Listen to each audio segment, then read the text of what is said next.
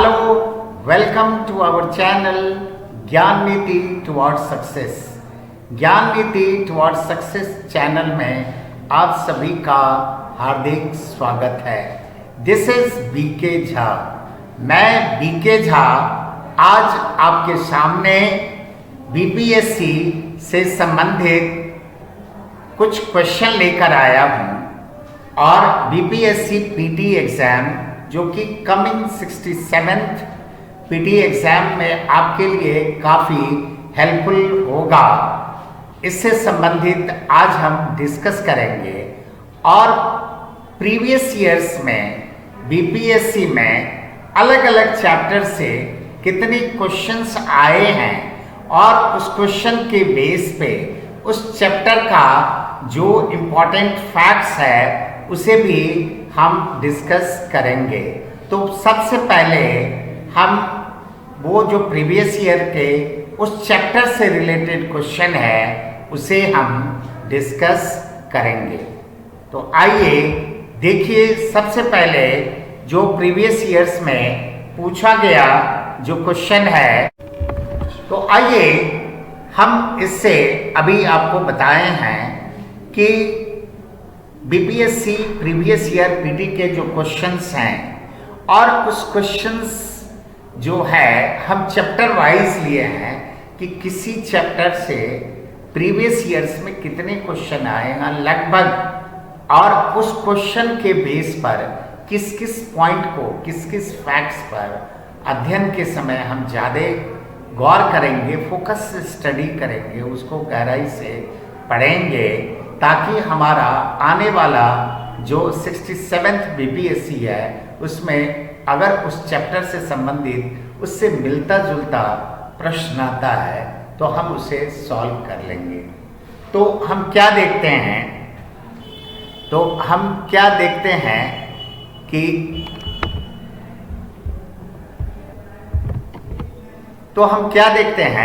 कि सिंधु घाटी सभ्यता में क्या है कि सिंधु घाटी सभ्यता की सबसे महत्वपूर्ण विशेषता क्या है।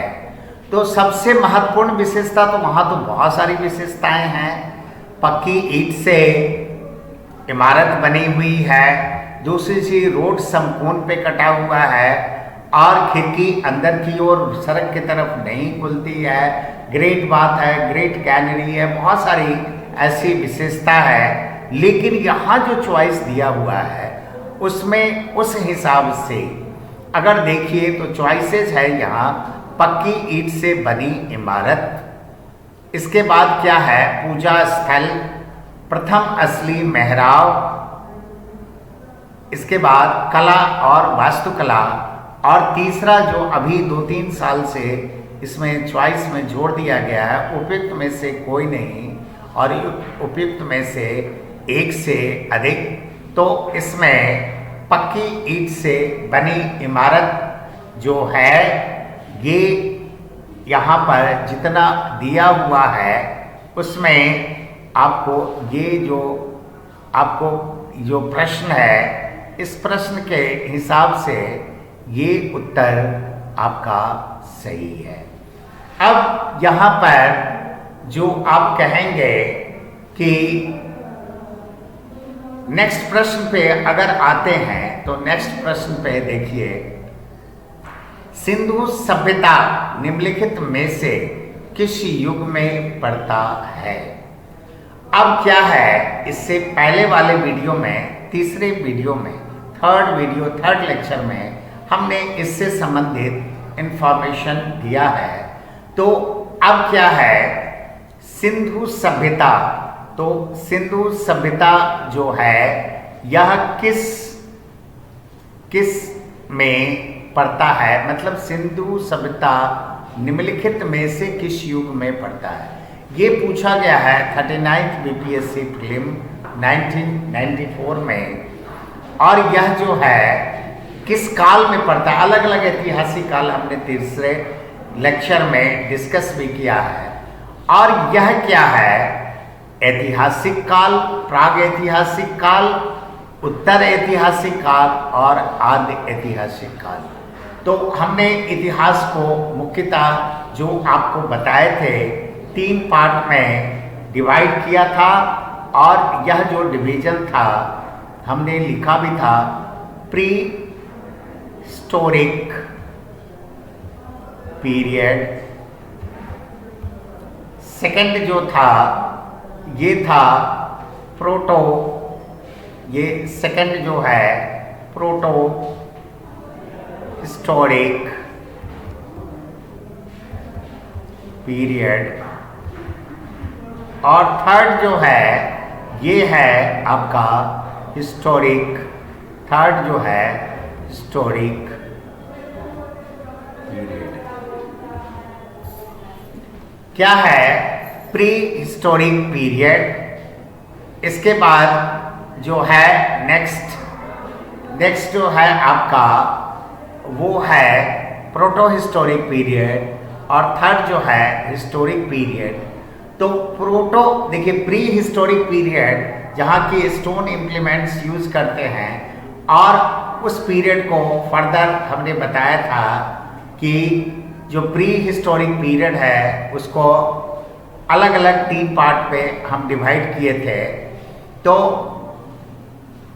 इसमें पैलियोलिथिक, मेसोलिथिक, नियोलिथिक, और उस पीरियड में क्या है अज्ञात काल से 9000 बीसी, फिर मेसोलिथिक में क्या है 9000 से 4000 बीसी, और नियोलिथिक में क्या है 4000 से फिर 2500 बीसी। प्रोटो हिस्टोरिक पीरियड में क्या है कि इतिहास था, लेकिन उस इतिहास का क्या है कि जो इतिहास था उसमें उस इतिहास के बारे में जो लिखित जानकारी है वो नहीं प्राप्त हुआ है। इस तरह से हम क्या देखते हैं कि इस प्रश्न का कि सिंधु घाटी सभ्यता में से किस युग में पड़ता है, तो ये क्या हो जाएगा, इसका उत्तर हम क्या देखेंगे, ये आदि ऐतिहासिक काल, और ये आदि ऐतिहासिक काल को हम क्या कहते हैं प्री हिस्टोरिक पीरियड। हम इसे बोलेंगे कि ये जो है आदि ऐतिहासिक काल जो है ये क्या है प्री हिस्टोरिक पीरियड। आदि ऐतिहासिक काल प्री हिस्टोरिक नहीं, प्रोटो हिस्टोरिक पीरियड है। तो इस तरह से हम क्या देखते हैं कि प्रोटो हिस्टोरिक पीरियड जो है 2500 से लेकर 1000 बीसी, और 1000 बीसी से 600 बीसी क्या है 2500 से लेकर 1500 बीसी, और फिर 1500 बीसी से लेकर क्या है 1000 बीसी, और 1000 बीसी से 600 बीसी, यानी कि 2500 से लेके 1500 बीसी जो है आपका ये इंडस वैली सिविलाइजेशन है, और 15 से लेकर 600 बीसी जो है वैदिक युग है, उसमें ऋग्वैदिक 1500 से लेकर के 1000 बीसी है, और 1000 से लेकर 600 बीसी लेटर वैदिक पीरियड है। तो 2500 से लेकर 1500 बीसी का जो पीरियड है वो आपका है क्या है कि आदि ऐतिहासिक काल प्रोटो हिस्टोरिक पीरियड में आता है। तो इस तरह हमारा आंसर हो जाएगा आदि ऐतिहासिक काल। अब आइए निम्नलिखित में से एक हड़प्पा बंदरगाह है। तो निम्नलिखित में से ये हड़प्पा बंदरगाह है, कौन कौन सा चॉइस है इसमें, सिकंदरिया, लोथल, और यहाँ है महास्थानगढ़ और नागपट्टनम। ये जो स्थान है लोथल, ये लोथल जो है ऊपर लिखा हुआ है ये लोथल, और ये जो स्थान है निम्नलिखित में से दिया है कि कौन सा बंदरगाह। लोथल जो है गुजरात में है, और यह उस समय सिंधु घाटी सभ्यता के टाइम में यह एक बंदरगाह था, यानी कि पश्चिमी तट पर जो ये बंदरगाह था, बंदरगाह से जो व्यापार होते थे, और जो पश्चिमी तट पर जो ये इसका जो यहाँ पर समुद्री जो इसका कनेक्शन था, जो दूसरे देशों से सिंधु घाटी सभ्यता के लोगों का जो है व्यापारिक संबंध था। तो नेक्स्ट क्वेश्चन में हम क्या देखें, निम्न में से किस हड़प्पा कालीन स्थान से टेराकोटा का हल प्राप्त हुआ है। टेराकोटा का हल मतलब उस तरह का मिट्टी का बना हुआ वो क्या है, हल का एक स्ट्रक्चर या खिलौना आप कहें कि जब वो चीज उस जमाने में था तो क्या होता है कि कहाँ से किस जगह से ये हुआ है। तो आप क्या देख रहे हैं कि किस जगह से, किस स्थान से, किस हड़प्पा कालीन, जो हड़प्पा के समय में टेराकोटा का हल प्राप्त हुआ है। इसमें चॉइस क्या है, धौलावीरा, कालीबंगा, बनावली और लोथल। तो आप क्या देख रहे हैं कि ये बनावली जो है हरियाणा में पड़ता है, और वहां से हड़प्पा के समय का क्या है, वो टेराकोटा का हल प्राप्त हुआ है। और ये क्वेश्चन 68 to 62 बीपीएससी प्रीलिम में 2016 में था। आइए नेक्स्ट क्वेश्चन की ओर मूव करते हैं। निम्नलिखित में से कौन हड़प्पा और मोहनजोदारो के उत्खनन से संबंधित नहीं थे। अब क्या है, ये जो सभ्यता जो 2500 बीसी से लेकर 1000 बीसी तक समय के बीच इनका जो था अस्तित्व, इससे संबंधित जब इसे पता किया गया तो इसमें क्या देखते हैं, जो इतिहासकार और जो उस जमाने के इतिहासकार थे, जब इनकी खुदाई शुरू हुई थी तो यहाँ दिए हुए चॉइस जो हैं, जिसमें क्या है क्वेश्चन, निम्नलिखित में से कौन हड़प्पा और मोहनजोदारो के उत्खनन से संबंधित नहीं थे। यानी कि 4 चॉइस दिया हुआ है और 4 चॉइस से 3 जो थे वो हड़प्पा और मोहनजोदारो के उत्खनन से संबंधित थे और 1 नहीं थे। तो अब देखते हैं R D. Banerjee, K N. Dikshit, M S. Vats और वी.ए. स्मिथ। तो अब क्या है, यहाँ पर हम क्या देखते हैं कि वी.ए. स्मिथ जो है वी.ए. स्मिथ, ये वी.ए. स्मिथ जो थे वो इससे संबंधित नहीं थे। यानी कि इतिहासकार तो ये हैं, भारतीय कलाविद, भारतीय इतिहासविद है और से संबंधित थे और कला से संबंधित उन्हें ज्ञान था और एक भारतीय इतिहास की अच्छी पकड़ उनको थी। लेकिन जो हड़प्पा और मोहनजोदारो के खनन से संबंधित जो यहाँ पर थे, आर.डी. बैनर्जी थे और के.एन. दीक्षित थे और एम.एस. वत्स थे। तो आपके इस प्रश्न का उत्तर वी.ए. स्मिथ होगा। आइए नेक्स्ट क्वेश्चन की ओर मूव करते हैं। हड़प्पा में मिट्टी के बर्तनों पर सामान्यतः किस रंग का उपयोग हुआ था। अब यहाँ पर जो चॉइसेस है, अलग अलग चॉइस है और यहाँ पर जो आप देखिए ये लाल रंग आपका सही उत्तर है। बाकी जो है यहाँ नीला, हरा, पांडु और नीला 4 रंग दिया हुआ है। तो वहाँ पर उस समय के मिट्टी के बर्तनों में जो है और रेड कलर का यूज होता था।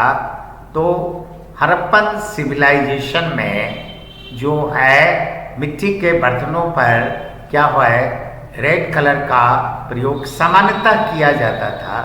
तो इस तरह से, और ये क्वेश्चन 40th बीपीएससी के पीटी में पूछा गया है। आइए आगे बढ़ते हैं। अब क्या है, ये सारे प्रश्न जो हमने डिस्कस किए हैं, इस प्रश्न के बेस पर अब हम किन किन ये हड़प्पा चैप्टर और मोहनजोदारो चैप्टर से जो प्रश्न हमने देखा, उस प्रश्न के आधार पर अब हम ये देखेंगे।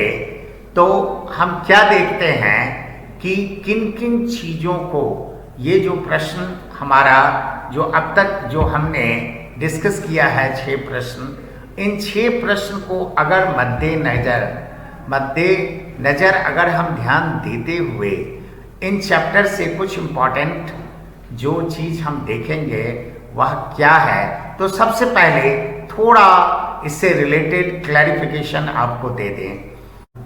तो इस तरह आप क्या देख रहे हैं कि यहाँ पर क्या है कि जो क्वेश्चन था एक्सकेवेशन से संबंधित, जो कुछ हिस्टोरियन के नाम थे, तो यहाँ पर आप क्या देख रहे हैं कि 1921 में दयाराम साहनी ने हड़प्पा का सर्वेक्षण किया। फिर उसी तरह आप क्या देख रहे हैं कि 1926-27 में यहाँ, और 1933-34 माधो स्वरूप एमएस बत्स हड़प्पा के उत्खनन कार्य एक्सकेवेशन वर्क से संबंधित रहे। फिर यहाँ पर क्या देख रहे हैं कि यहाँ पर जो है 1922 में राखलदास बनर्जी ने मोहनजोदड़ो की सर्वप्रथम खोज की, आरडी बनर्जी। लेकिन आप क्या देख रहे हैं, वीए स्मिथ जो थे भारतीय इतिहासकार थे, लेकिन ये कला से संबंधित थे, भारतविद थे, भारत के बारे में इनको डिटेल इंफॉर्मेशन था, और ये इतिहासकार कला इतिहास के रूप में प्रसिद्ध हुए। साथ ही साथ एक और क्वेश्चन था, हरियाणा के फतेहाबाद जिले में स्थित बनावली से टेराकोटा का हल प्राप्त हुआ है। तो बनावली जो स्थान है हरियाणा के फतेहाबाद जगह से प्राप्त हुआ है, और फतेहाबाद जिले से प्राप्त हुआ है। और यहाँ 6 जो है कि हड़प्पीय नगर लोथल गुजरात के अहमदाबाद जिले में, और ये भोगवा नदी के किनारे स्थित है। यहाँ हड़प्पा कालीन बंदरगाह है। अब आइए यहाँ पर जो हम इसी को अगर बताते हैं कि under the guidance of director general of Indian archaeological department, तो इंडियन आर्कियोलॉजिकल डिपार्टमेंट के जो डायरेक्टर जनरल थे वह कौन थे, इंडियन आर्कियोलॉजिकल डिपार्टमेंट के जॉन मार्शल। तो यहाँ पर हम कह सकते हैं कि John Marshall Indian archaeological department के डायरेक्टर जनरल थे, और इन्हीं के दयाराम साहनी इनके गाइडेंस में, तो इनके गाइडेंस में दयाराम साहनी इन 1921 एक्सकेवेटेड हड़प्पा। तो हड़प्पा की खोज किसने किया, तो दयाराम साहनी।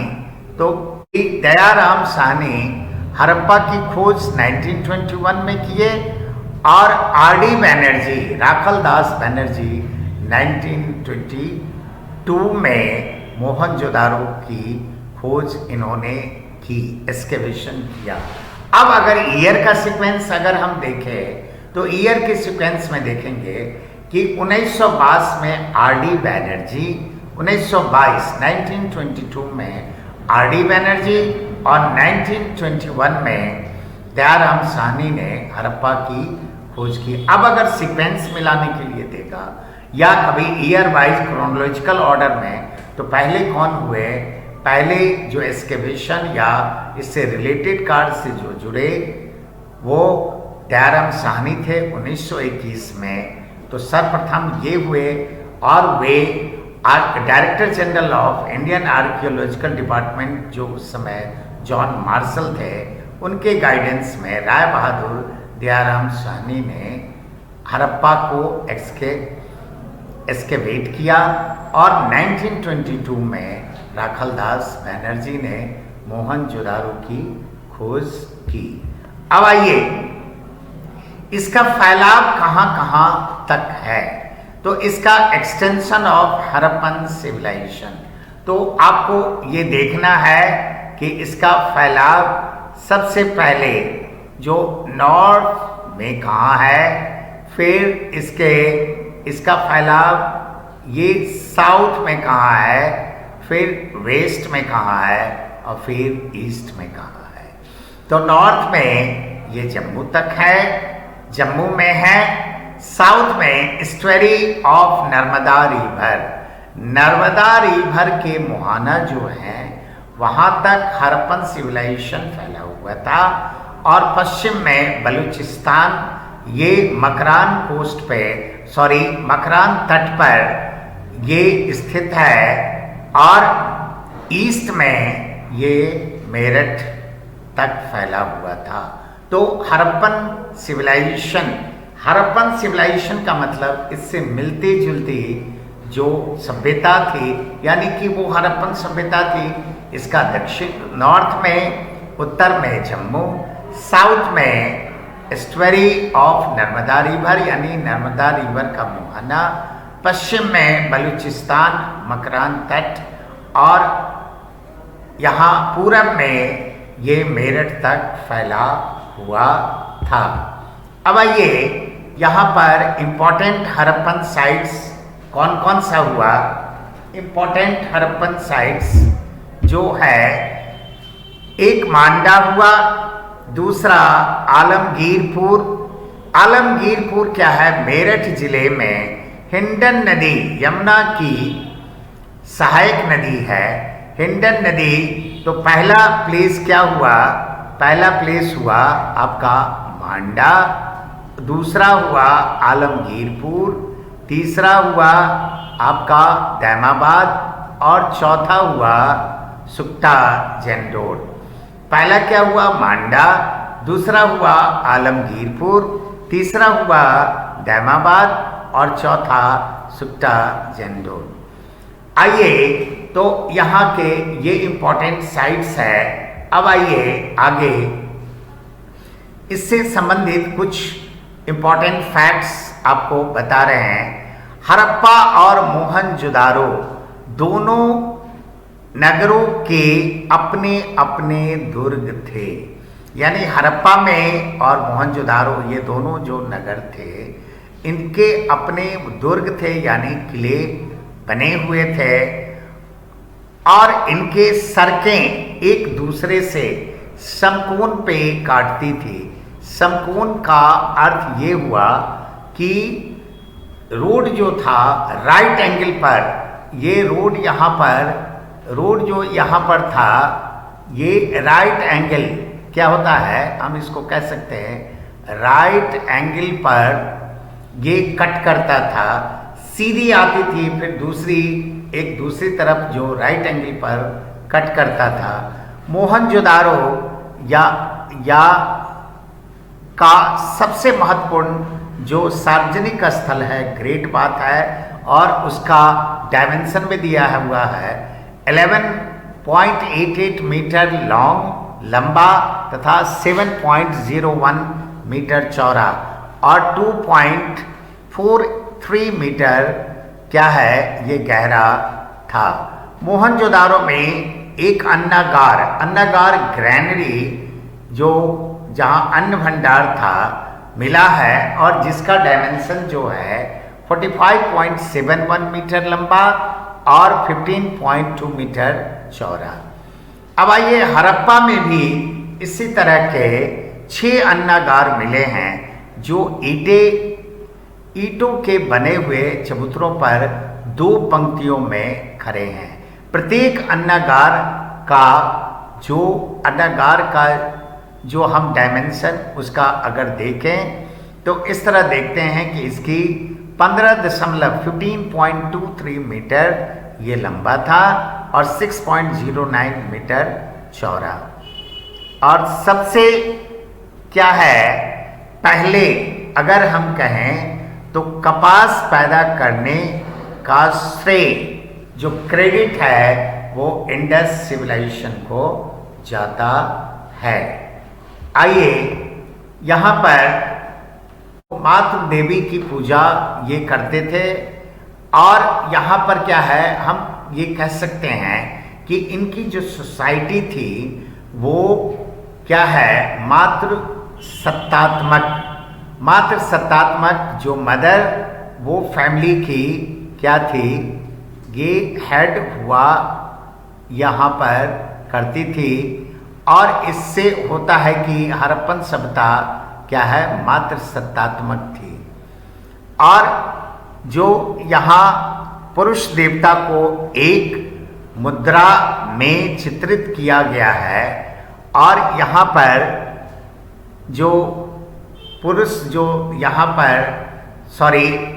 देवता को एक मुहर पर चित्रित किया गया है, उसके सिर पर क्या है, 3 सिंह हैं।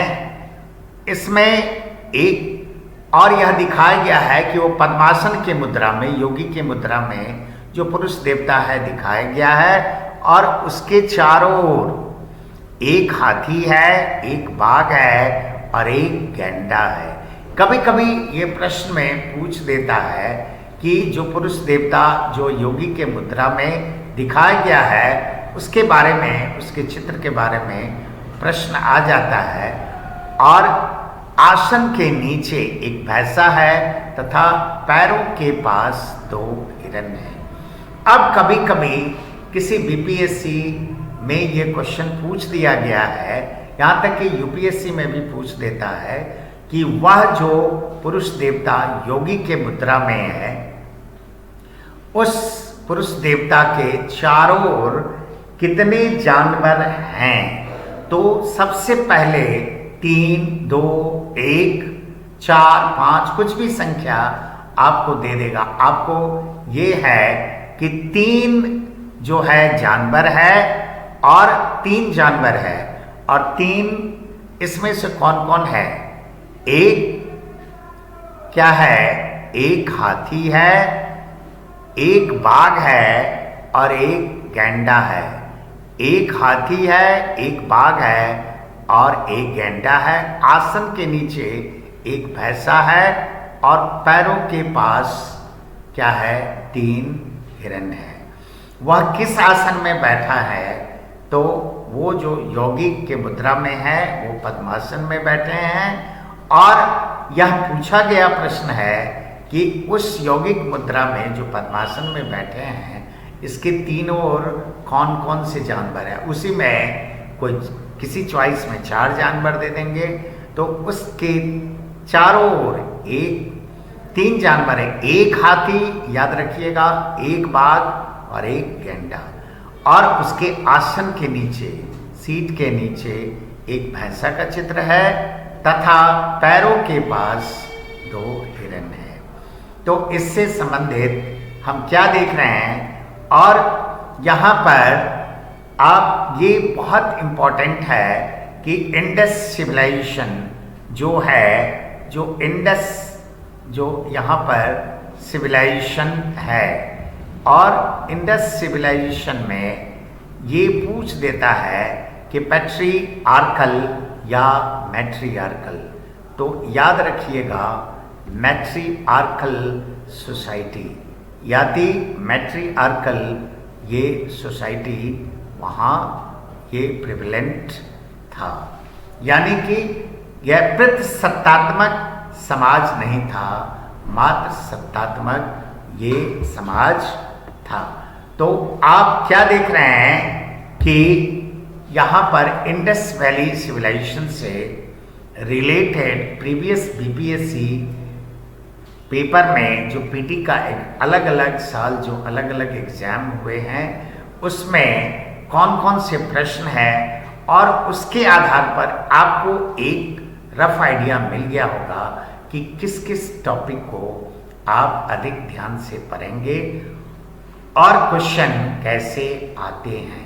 कोई जरूरी नहीं कि यही प्रश्न आएंगे, लेकिन इससे मिले जुले या इस पे आधारित जो प्रश्न हैं, इस तथ्यों पे आधारित अलग तरह से प्रश्न आ सकते हैं। और वो सारी चीज़ें, वो सारे टॉपिक जो तथ्य हैं, बहुत ही इम्पोर्टेंट है। आप सब हमारे लेक्चर को ध्यान से सुने। आप सबसे आग्रह है कि आप हमारे चैनल ज्ञान नीति टुवर्ड्स सक्सेस को सब्सक्राइब करें, लाइक करें, साथ ही साथ कमेंट सेक्शन में आपको यह आप लिखें कि आपको यह लेक्चर कैसा लगा और क्या और आप चाहते हैं, तो उससे रिलेटेड फैक्ट्स हम फर्दर अगले लेक्चर में आपको देंगे। और इन प्रश्नों को देखते हुए आपके दिमाग में एक खाका, एक रफ आइडिया आ गया होगा कि किन तथ्यों पर विशेष ध्यान देते हुए पढ़ना है। तो